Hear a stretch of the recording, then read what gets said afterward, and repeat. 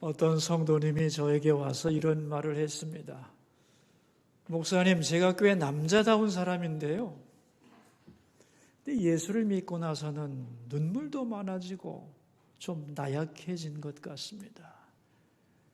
그래서 믿지 않는 제 친구들이 이렇게 말합니다. 너 예수 믿고 너무나 물러졌다. 근데 예수 믿으면 이렇게 나약해지는 겁니까? 그러더라고요. 제가 말을 했죠. 아닙니다. 그럴 리가요. 그런데 눈물이 많아지는 것은 나쁜 일이 아닙니다. 좋아지는 거죠. 정상적이 되는 겁니다. 울 수 있을 때 울어야 하고 웃을 수 있을 때 웃는 것이 좋은 겁니다. 그런데 예수 믿고 나서 눈물만 많아졌나요? 기쁨과 감사와 웃음은 많아지지 않았나요? 그랬더니 그런 것도 있는 것 같아요. 그러는 거예요. 그래서 맞아요. 그럴 겁니다. 감정이 회복되었기 때문이지요. 예수 믿고 영혼이 치유가 되면은 감정도 회복이 되어서 웃어야 할 때 웃을 수 있고 울어야 할 때 울 수 있는 사람으로 변하는 겁니다. 그런데 영혼이 마비되어 있으면 감정도 굳어 있기 때문에 웃어야 할 일에 웃지도 못하고 울어야 할 일에 울지도 못하는 겁니다. 사람은요, 마땅히 자기가 슬픈 일에 울 줄 알아야 됩니다. 내 죄에 대하여 울 수 있어야 되고 내가 사랑이 없는 것에 대하여 안타까워야 하고 또한 받은 은혜를 생각하면서 감사하고 기뻐할 줄 알아야 되는 거죠. 그러니까 집사님이 눈물이 많아졌다는 것은 나약해졌다는 뜻이 아니고 정상적인 사람으로 회복되었다는 뜻입니다. 그러니 아무 걱정하지 말고 가세요라고 얘기를 나눈 적이 있습니다. 여러분, 더 많이 웃고 더 많이 감사하고 더 많이 기뻐하고 때로 더 많이 눈물 흘리는 것은 건강한 것인 줄로 믿습니다. 우리는 지난번에 검을 주러 왔노라는 예수님의 말씀을 생각했죠. 세상은 죄도 많고 유혹도 많은 곳입니다. 이러한 세상 속에서 예수님의 제자로 살아가기 위해서는 온전한 성도로 살아가려면 때로는 칼을 빼야 할 때가 있는 거다. 그래서 하나님보다 더 사랑하는 것을 베어내는 각오가 없으면 올바른 제자로 살아갈 수 없다. 그런 말씀을 드렸습니다. 오늘 본문은 춤추지 않는 아이에 대한 이야기입니다.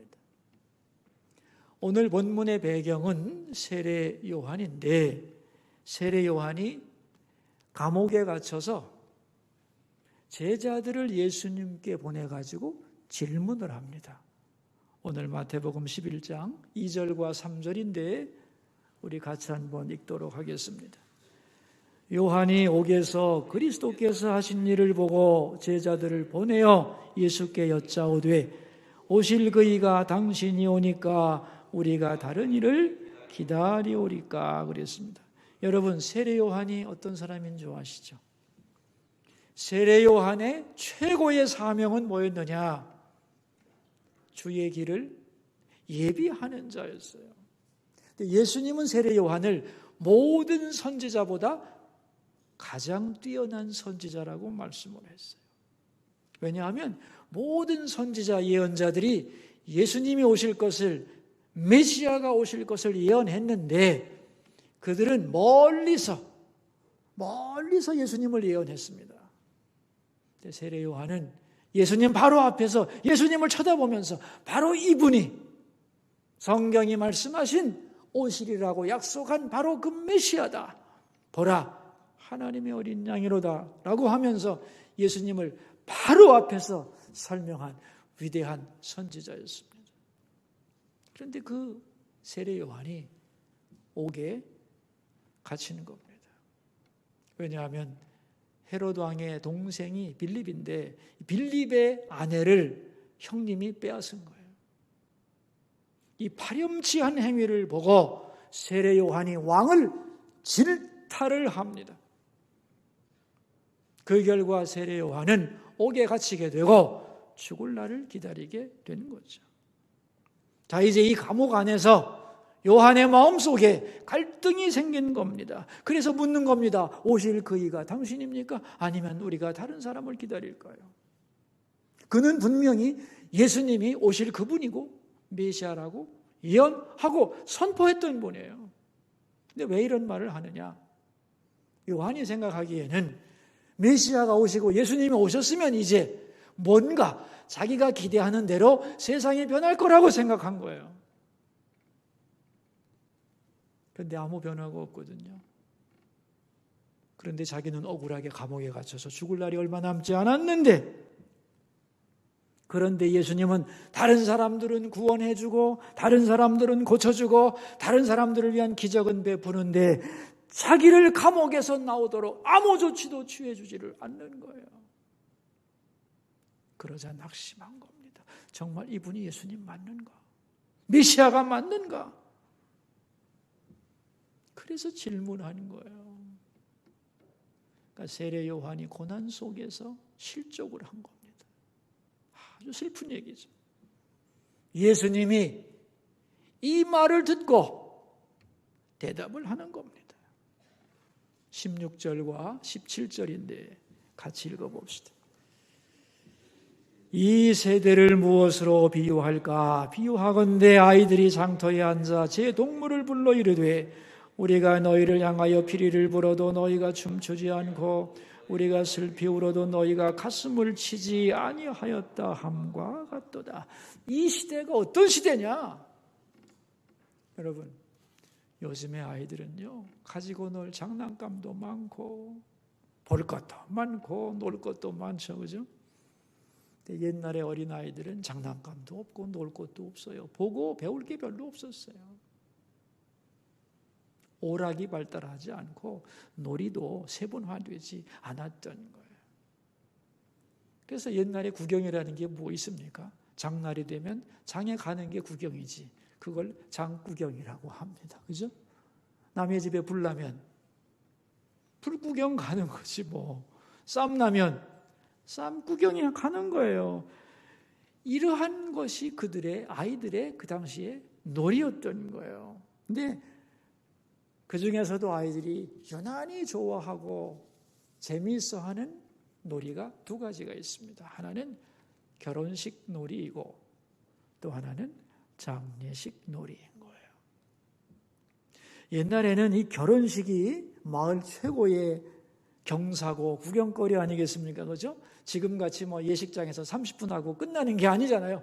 일주일 내내 그 집에서 잔치합니다. 그러니까 동네 사람들이 다 몰려와서 시끄럽게 떠들고 먹고 마시고 축하하고 그러는 거죠.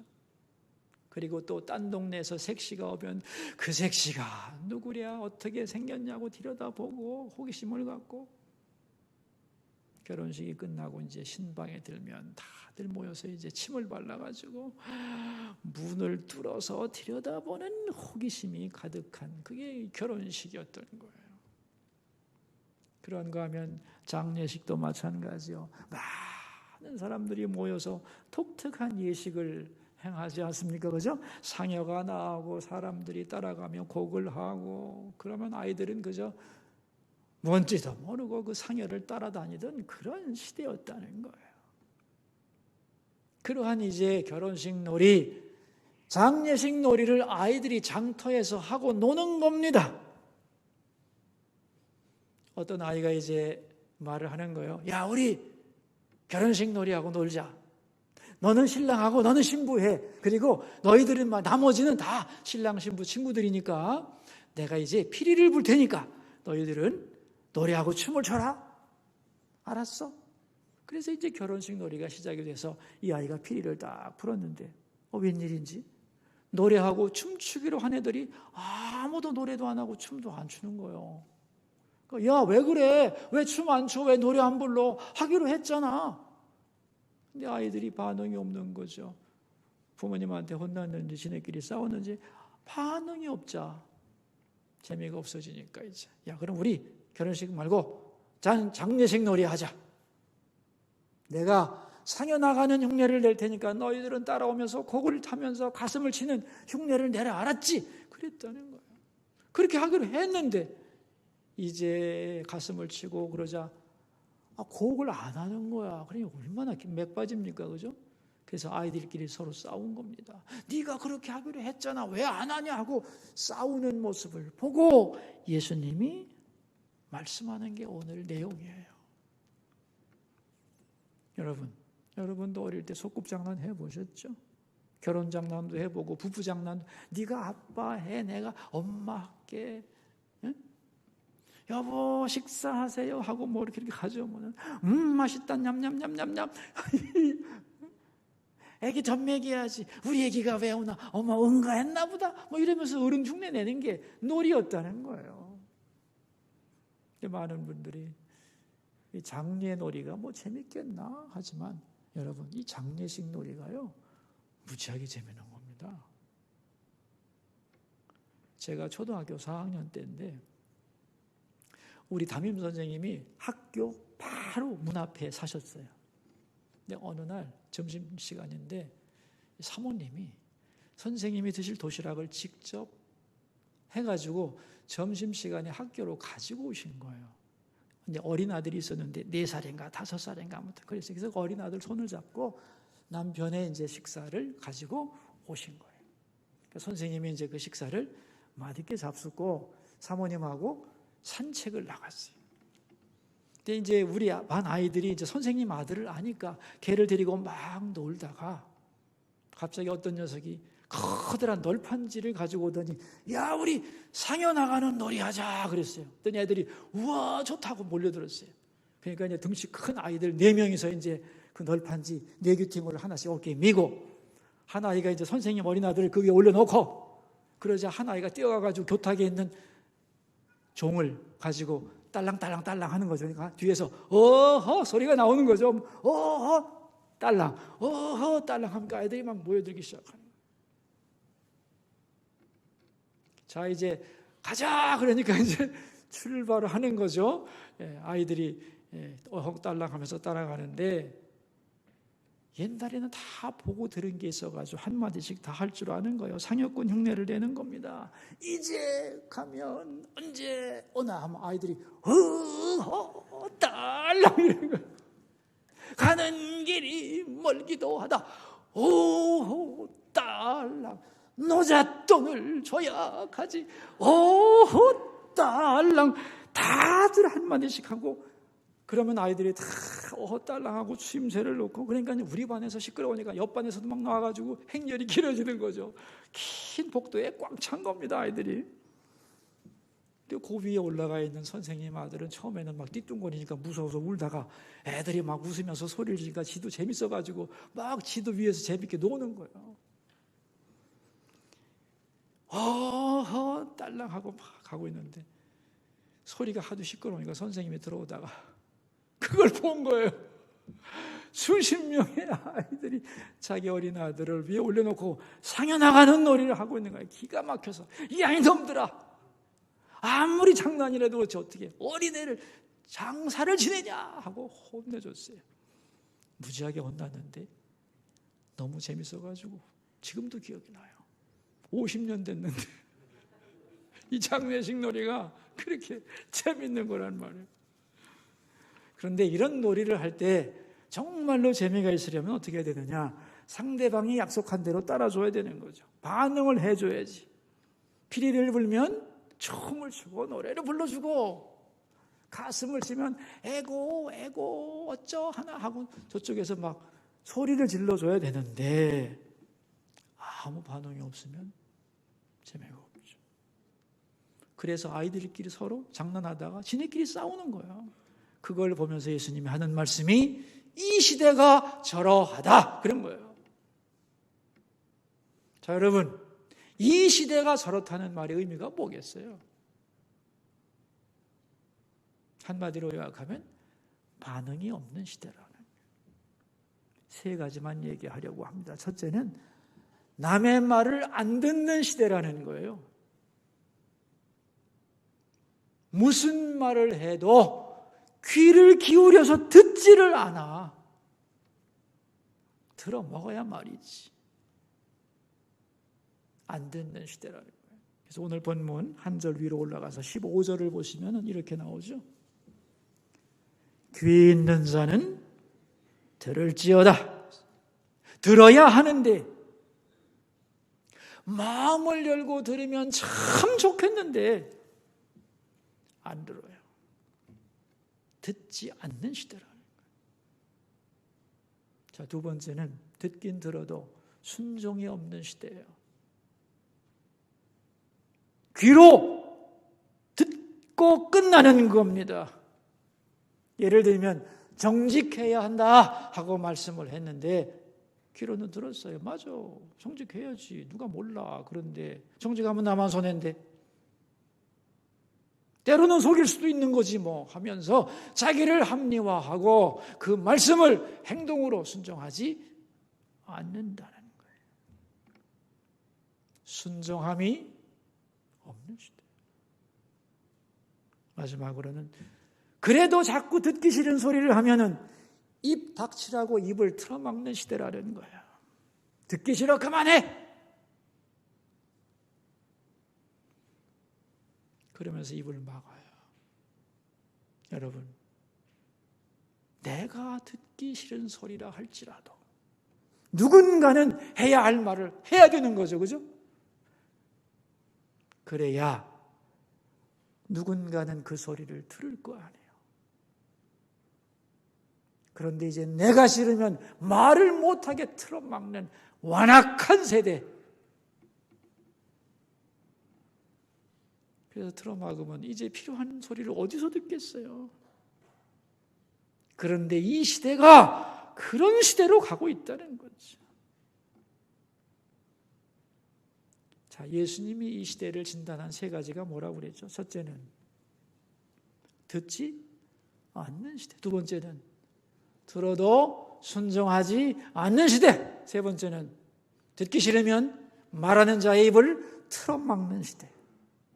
이런 완악한 시대라는 거예요. 앞으로 더욱 그렇게 되겠죠.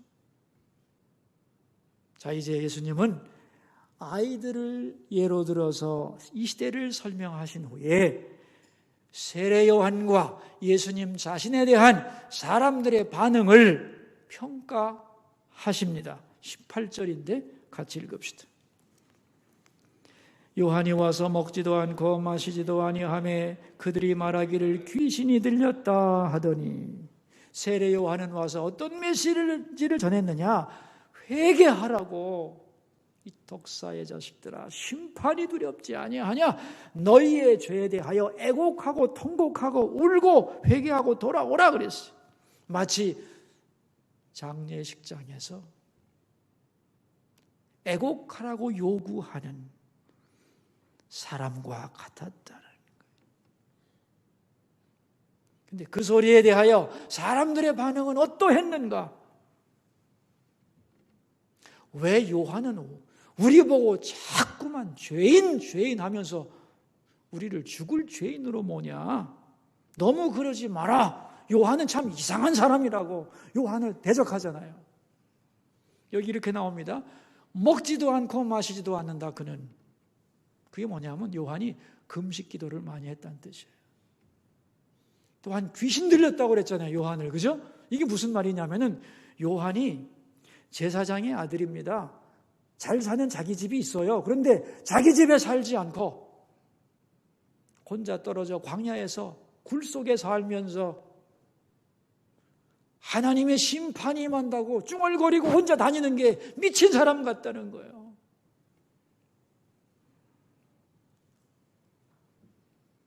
저런 이상한 사람 말을, 약간 이런 사람 말을 우리가 어떻게 믿겠냐, 듣겠냐 하면서 세례 요한의 메시지를 거부했다는 겁니다.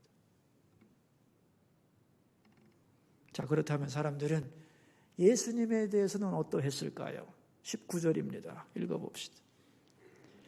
인자는 와서 먹고 마시며 말하기를 보라, 먹기를 탐하고 포도주를 즐기는 사람이요 세리와 죄인의 친구로다 했습니다. 예수님은 세례 요한과 메시지의 방향이 정반대였죠. 예수님의 메시지는 결혼식 분위기였던 거예요. 하나님의 은혜와 사랑과 용서와 구원의 기쁨을 전파하셨어요. 또한 먹기를 좋아하고 누구와도 잘 어울리고 세리와 죄인들도 친구처럼 대해주셨어요. 그러자 많은 유대인들이 그것을 어떻게 평가했는가? 저 예수라는 양반이 말이지, 세례 요한처럼 진지하고 경건하면 얼마나 좋겠어. 그런데 그는 경박해, 너무 먹는 걸 좋아해, 세리와 죄인의 친구야, 그런 사람 믿을 수 없지 하면서 예수님의 메시지를 또한 거부했다는 거예요. 그래서 그 당시에 사람들은 세례 요한의 외침도 거절하고 예수님의 사랑의 포용도 거절했다는 거죠. 피리를 불어도 춤추지 않았고 가슴을 쳐도 슬피 울어도 가슴을 치지 않는 완악한 사람들이었다는 겁니다.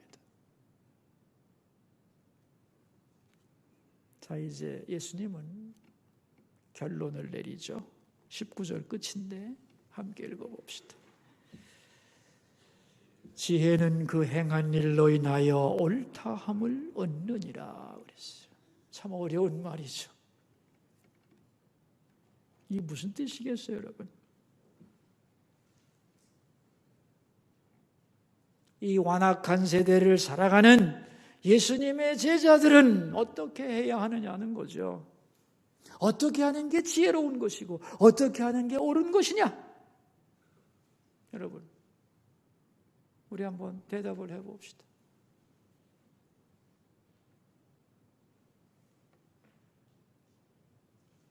아마 예수님 앞에 세례 요한이 있었다면 예수님은 이런 말씀을 하셨겠죠. 세례 요한,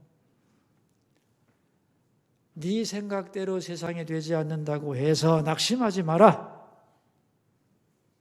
세상이 어떻게 돌아가든지 너는 세례 요한의 길을 가면 되는 거다. 그게 옳은 길이고 그게 지혜로운 길이다. 이런 뜻입니다. 예수님 자신도 지혜롭게 행하셨습니다. 사람들이 예수님의 말씀을 듣지 않는다고 예수님이 하늘나라 전파하는 것을 중단했느냐? 아니죠. 십자가의 길을 이해하지 못한다고 해서 예수님이 십자가의 길을 포기했느냐? 아닙니다. 예수님이 걸어가야 할 그 길을 꿋꿋하게 걸어가신 거죠. 자, 그렇다면 이제 하나님의 자녀이고 예수님의 제자들인 우리는 어떻게 해야 되냐는 거죠. 세상은 귀담아 복음을 듣지 않습니다. 오히려 적대적이 됩니다. 그렇다고 해서 우리가 실망하고 주저앉을 것인가, 제자의 길을 포기할 것인가? 아니라는 거죠. 많은 사람들이 말이죠, 세상이 교회를 칭찬하면 기분이 좋아지고 세상이 교회를 비난하면 기가 팍 죽고 그러면 안 된다는 거예요. 그럼 어떻게 믿음을 지켜가겠습니까, 여러분?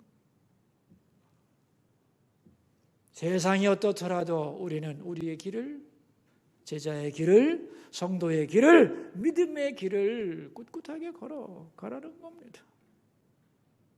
그래서 지혜로운 자라면 먼저는 세상을 알아야 되는 거죠. 이 세상이 어떤 세상인가? 완악한 세상이라. 그러나 그렇다고 해서 내가 환경에 따라 좌우되고 내 믿음의 길을 포기해야 되느냐? 아니라는 거죠. 몰라주고 적대적인 세력이 있어도 우리는 우리의 믿음의 길을 걸어가는 것이 제자로서의 길이고 하나님 자녀의 본분이다. 아멘? 그런 얘기입니다. 자, 그렇다면 이제 또 하나 생각할 게 있죠. 그렇다면 어떤 환경 속에서도 흔들리지 않고 우리가 우리의 길을 다 간다고 합시다. 그렇다면 우리는 모질고 차가운 인간이 되어야 하느냐 하는 거예요. 그런가요? 그래서 지난번에 이 검에 대한 얘기가 나오면서 예수님의 제자들이 단호한 부분도 있어야 되지만 오늘은 그것을 보강해 주는 거예요.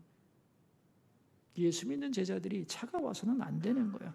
자기 길을 견고하게 흔들리지 않고 가는 꿋꿋함은 있어야 되지만 따뜻한 사람이 되어야 된다는 거예요. 울 때는 울고 웃을 때는 웃어주는 그런 사람이 되어야 하는 거예요. 그래서 우리가 예수 믿고 영혼이 회복이 되면 잘 웃기도 하고 잘 울기도 합니다. 감사도 많아지고 기쁨도 많아지고 슬픔도 많아지는 거예요. 왜? 상황에 따라 반응은 다 달라지는 거니까. 그래서 우리 자신의 영혼이 회복이 돼야 돼요. 그리고 다른 사람들에 대해서 함을 함께 즐거워하고 함께 울어주는 그러한 따뜻한 영혼이 되어야 하는 것. 여러분, 세상은 갈수록 완고해질 겁니다. 자기 귀에 듣고 싶은 소리만 들으면서 진리에 대해서는 귀를 막고 입을 틀어 막으려고 하는 시대가 온다. 그러나 우리는 그런 것에 의하여 위축되지 않아야 한다. 그러면서도 우리 마음은 따뜻한, 울어줄 수 있고 웃어줄 수 있는 그 영혼을 유지하면서 거친 세대를 꿋꿋하게 걸어가는 예수님의 제자가 되어야 하는 것이죠. 이 은혜가 우리 모두에게 있기를 주의 이름으로 축원합니다. 기도합시다. 우리 들은 말씀을 생각하면서 세 가지 기도 제목을 가지고 주님께로 나갑시다. 첫 번째 기도 제목입니다. 우리가 하나님의 말씀을 듣지 않고 순종하지 않고 귀를 막는 인생 되지 않게 해주시고, 비록 세상은 그렇다 할지라도 우리는 낙담하지 않고 제자의 길을 걸어가게 하여 주소서. 또한 우리에게 은혜를 베푸사 울어야 할 때 울 수 있고 웃어야 할 때 웃을 수 있는 건강한 영혼, 따뜻한 인격이 되게 해 주옵소서. 기도하겠습니다.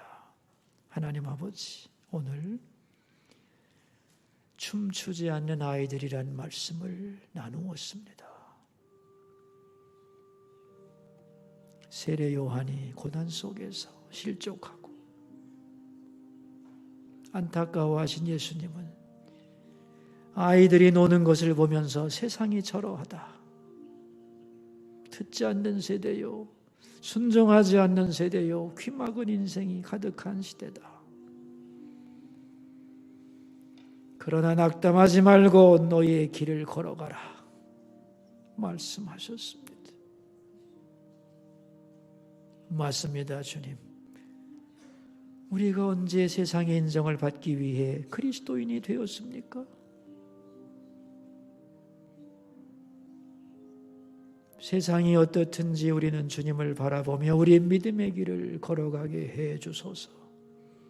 그러나 모질고 거칠고 차가운 인간이 아니라 울 줄 알고 웃을 줄 아는 사람이 되게 해 주시고, 다른 사람의 슬픔과 기쁨에 대하여 동참해 줄 수 있는 건강한 영혼들이 되게 하여 주옵소서.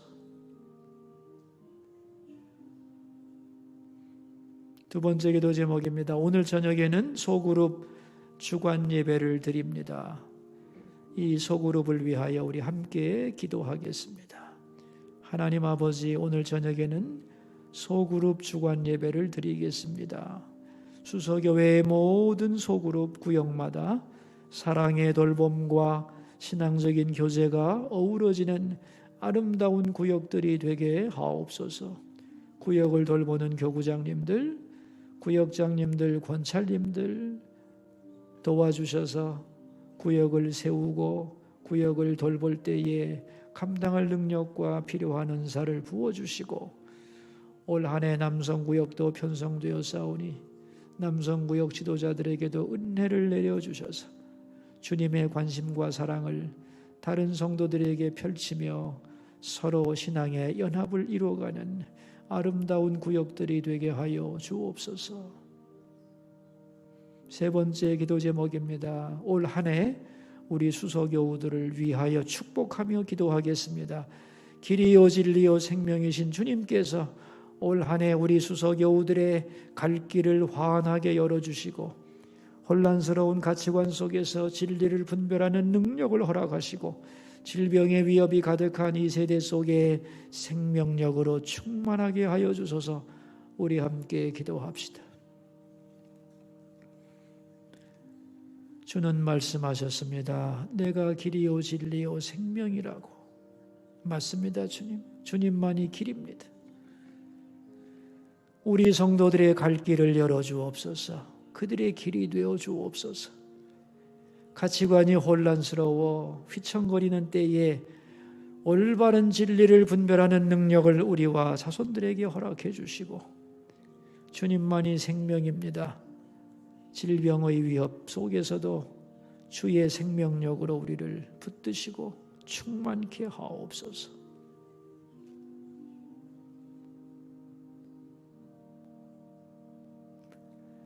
이 시대를 바라보시며 춤추지 않는 아이들과 같다고 탄식하신 주님,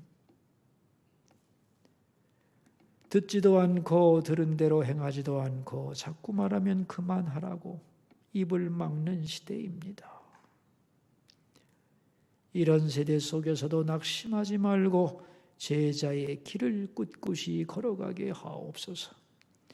하나님의 말씀을 잘 듣고 순종하며 감사히 받게 해주시고 울어야 할 일에 울고 웃어야 할 일에 웃는 건강한 영혼이 되게 해 주옵소서. 다른 사람과 함께 울 수도 있고 울어주기도 하는 따뜻한 인격으로 살게 하옵소서. 존귀하신 예수님 이름으로 기도하옵나이다.